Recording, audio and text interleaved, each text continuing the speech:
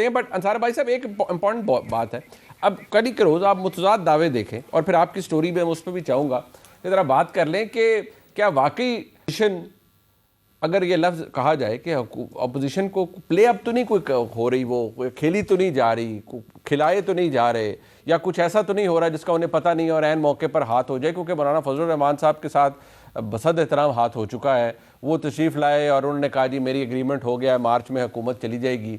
वो पता नहीं कौन से सन का मार्च था, हुकूमत नहीं गई, आज भी मौजूद है। वो इतना बड़ा ताम झाम लेके इस्लामाबाद आए, कुछ नहीं हुआ। अब मुतजाद नंबर्स हैं, मुतजाद फिगर्स हैं जी, हमारे साथ इतने लोग हैं, हमारे साथ इतने लोग हैं। ज़रा एक क्लिप सुनिए।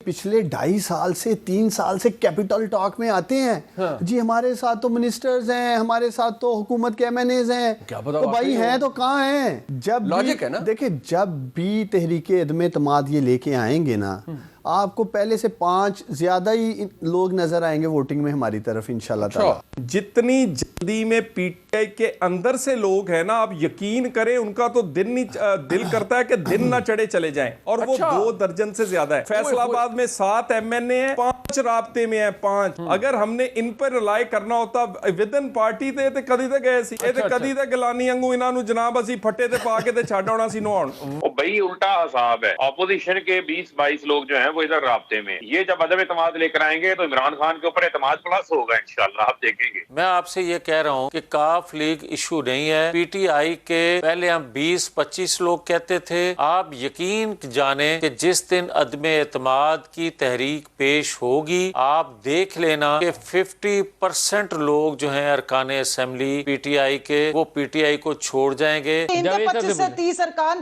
पहले भी उड़ने को तैयार थे, वो डारे सारी गायब होने को तैयार, और आप फिर तैयार हैं। अंसार भाई साहब पहले तो सर ये बता दें, वो कहते हैं तो नजर क्यों नहीं आते, आए ना जी किसी अहम मौके पर। और अभी जुबैर साहब ऑब्वियसली सेज करी पहली सीरियस एफर्ट है, आप भी इसे कहेंगे सर ये पहली सीरियस एफर्ट है? देखिए मैं कल से पहले तक, कल मेरी बात एक अपोजिशन की बहुत ही अहम शख्स से बात हुई थी, और उससे पहले मैं यही समझता था कि अगर फ़र्ज़ करें जिस तरह आपने शुरू में कहा ना कि ऑर्गेनिक, अगर फ़र्ज़ करें कि नेचुरल कोर्स में चीज़ें चल रही हैं, I don't see any chance for the reason कि जी ज़ाहिर है गवर्नमेंट के पास बहुत से टैक्टिक्स होते हैं, सारा कुछ होता है। एक गवर्नमेंट का एक मसल होता है, गवर्नमेंट ऑफ द डे आप 10-15-20 MNAs को आप रोक दें तो बस अपोजिशन का खेल खत्म हो जाएगा, और मैनेज कर सकते हैं, वो कर सकते हैं।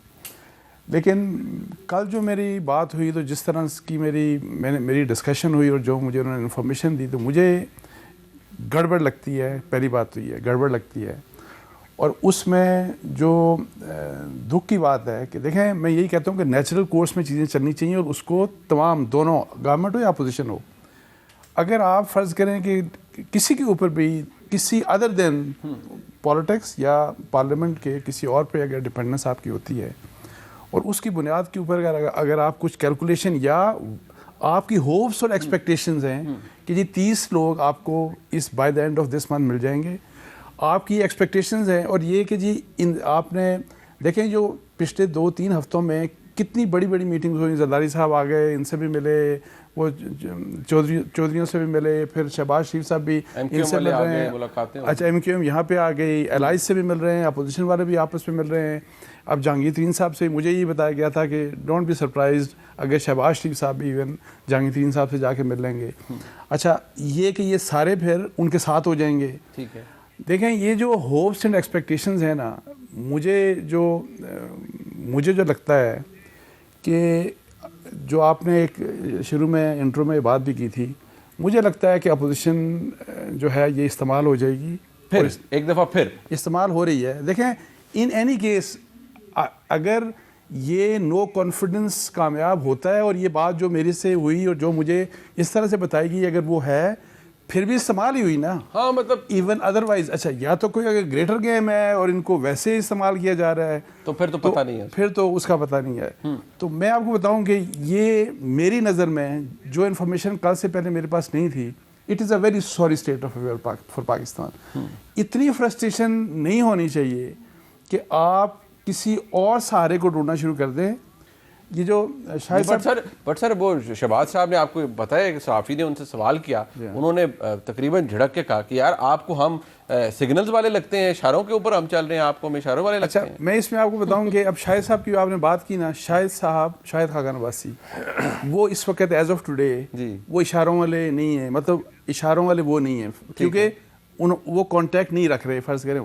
लेकिन और लोग हैं, फ़र्ज़ करें जरदारी साहब हैं, शहबाज शरीफ साहब हैं और मौलाना फजलुर रहमान साहब हैं, ये इनको शायद इन लोगों को ज़्यादा पता है कि जी ग्राउंड रियलिटीज़ क्या हैं और क्या कुछ हो रहा है। ठीक है। और मैं आपको बताऊं कि अपोजिशन में, ये भी मेरी अपोजिशन में, not the leading political parties, दूसरे जो इनके अपोजिशन के जो छोटी पार्टी है उनके लोग भी ये डिस्कस कर रहे हैं कि जी हमारा बंदा अगर ये नो कॉन्फिडेंस होता है तो हमारे इस बंदे को आप वज़ीर-ए-आज़म बना दीजिएगा।